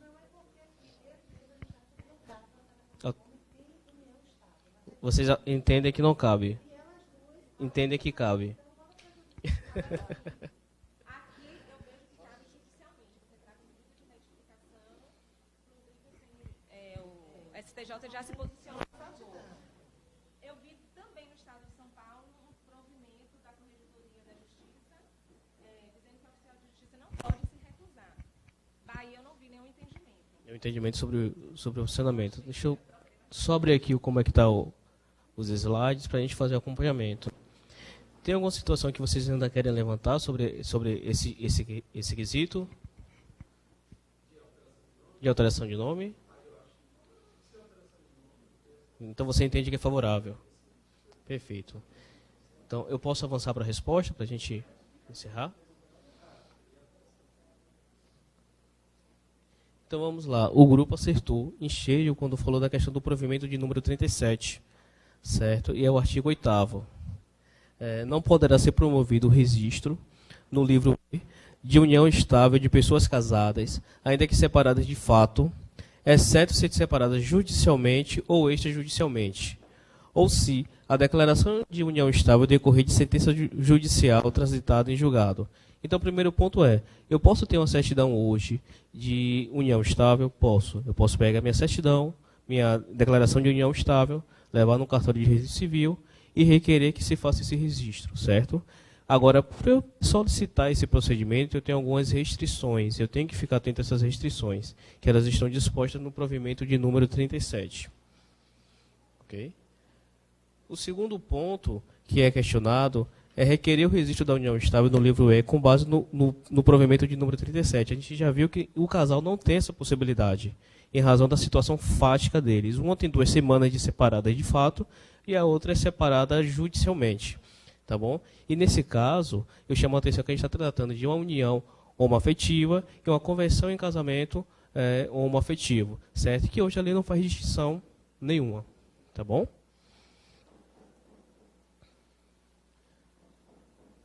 O terceiro ponto é o seguinte: a pessoa em união estável, excepcionalmente e havendo motivo ponderável, poderá requerer o juiz competente que o registro de nascimento seja averbado o aditamento do sobrenome do seu companheiro. Então vamos lá. Se porventura tiver um motivo relevante, ele pode requerer o juiz que na sua certidão de nascimento, certo, faça a inserção do nome do seu companheiro ou da sua companheira. Então pode, certo? Modificar, certo? Ele vai inserir. Você pode fazer as modulações de nome, certo? Só pode acrescentar, perfeito? Desde que haja impedimento legal para o casamento decorrente do estado civil. Então vamos lá. Eu tenho uma união estável, tenho um impedimento legal para celebrar o casamento, para converter em casamento. Por um motivo relevante, eu vou requerer ao juiz que se faça a inclusão do nome da minha esposa, da minha companheira em meu nome, então do meu nome, do meu sobrenome na minha companheira. E isso vai estar vinculado à certidão de nascimento. Vai estar, portanto, desde que haja um impedimento legal. Converta em casamento e faça os procedimentos. Certo? Depende. Você tem a conversão em casamento judicial e extrajudicial. A extrajudicial, você vai requerer e não, havendo impedimento, não vai ter sequer conversão, certo? Se não houver impedimento. A conversão pela via extrajudicial, você vai requerer ao registrador que se faça a conversão e tenha um procedimento próprio, certo? Se você quer utilizar a data do da origem da sua declaração, você faz o requerimento via judicial, certo? Para que ele seja retroativo. Certo? Essa previsão de alteração de nome está no artigo 493, no parágrafo 3º do Código de Normas. Certo? E aqui eu falo um pouquinho da conversão da união estável em casamento. O pedido será formulado ao juiz, certo? Caso queira se aproveitar a data da declaração, ou então perante o oficial do registro da circunscrição da residência dos companheiros. Certo? Perdão.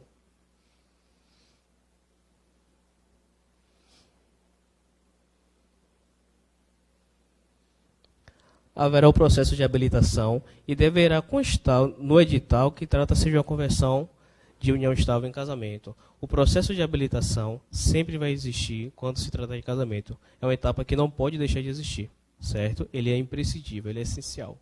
Tá bom? Encerrando o processo de habilitação, será realizado o assento no livro B de registro de casamento. Ok? As partes devem ter o estado civil de divorciadas para realizarem o casamento. E essa observação que eu coloquei aí no finalzinho é referente ao caso fático. As companheiras, para realizar o casamento ou a conversão da união estável em casamento, essencialmente devem ter o estado civil de divorciadas. E para realizar o divórcio, ela tem duas alternativas. Faz-se pela via judicial ou faz-se pela via extrajudicial. Obtendo a sentença ou então obtendo a escritura de divórcio, ela leva ao cartório, faz a averbação do estado civil e a partir daí ela vai ter uma certidão de casamento com a averbação do divórcio que foi realizado. Tá bom? Sobre isso aí, supriu a dúvida do grupo, se pode ou não pode a utilização do...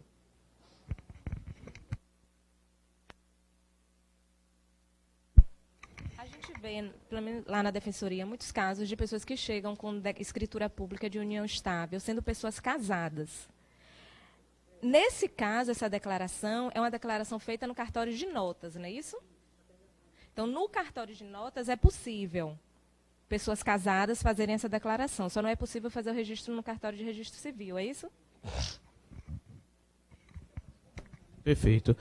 Pessoas casadas podem realizar a declaração de união estável, porque é uma situação fática, certo? É uma situação fática. Ela está declarando que ela convive com outra pessoa maritalmente, como se fosse, certo? Mesmo tendo estado civil de casada e separada de fato, certo? O que ela não pode é registrar essa união estável no cartório de registro civil. O que ela pode é fazer a declaração, que inclusive ela pode fazer tanto no cartório quanto pode fazer uma declaração particular. É um ato declaratório, certo? E aí a gente parte para outro quesito, que passa da questão do poliamor, se é possível fazer várias declarações de união estável com várias pessoas. E aí vai entrando em outras searas que a gente pode ir evoluindo a discussão. Mas no caso específico, ela tem que realizar o divórcio, tá bom? E ela não vai conseguir registrar a união estável dela no registro civil em razão dos impedimentos previstos no próprio provimento.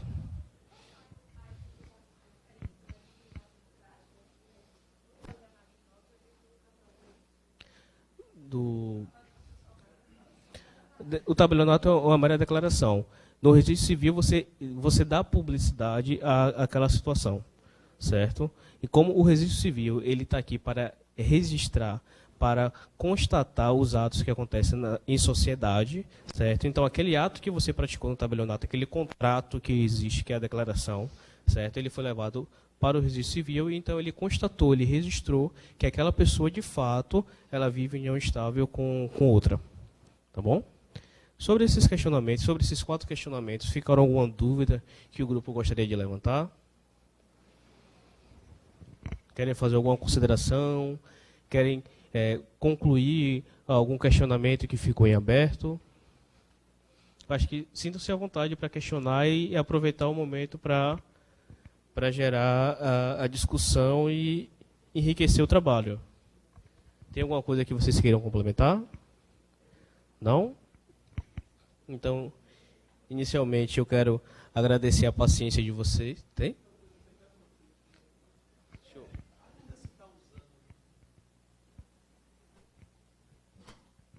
Ainda está usando expediente do processo de dúvida nesses casos, em alguma situação?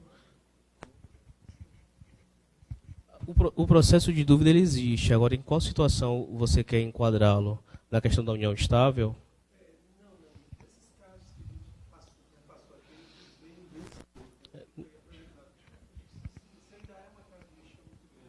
Não, o processo de dúvida ele existe. E o processo de dúvida ele parte da seguinte forma. O tabelião, então o registrador, ele pratica um ato, certo? E você não concorda com esse ato, você acha que deveria ser feito de uma forma diferente. Então você faz um requerimento questionando essa situação. Caso ele mantenha o posicionamento dele, ele vai remeter para a vara de registro público e isso chama o processo de dúvida, e o juiz vai determinar, certo? Caso, se porventura ele se recuse a receber o seu requerimento, você pode fazer isso de forma inversa, que é chamado dúvida inversa. Então você requer diretamente ao juiz da vara de registro público, que analisa aquela situação e o juiz vai intimá-lo a se manifestar dentro do processo. Então, assim, o processo de dúvida ele é tão natural quanto os procedimentos que são executados dentro do cartório. Depende muito do posicionamento do registrador, do tabelião e do procedimento que se deseja executar. Tá bom? Sobre esse nosso primeiro encontro, que foi sobre o registro civil, tem alguma coisa que vocês ainda gostariam de levantar? Então, posso dar por encerrado esse primeiro contato. Quero agradecer a presença de vocês, agradecer as contribuições que foram feitas, certo? Lembrar que o trabalho que está sendo desenvolvido aqui no grupo está agregando não só o nosso time, mas também todo o Estado que está acompanhando a transmissão ao vivo, tá bom? Quero agradecer e a gente se encontra a partir das 14 horas com o tema do registro de imóveis, tá bom? Muito obrigado a todos.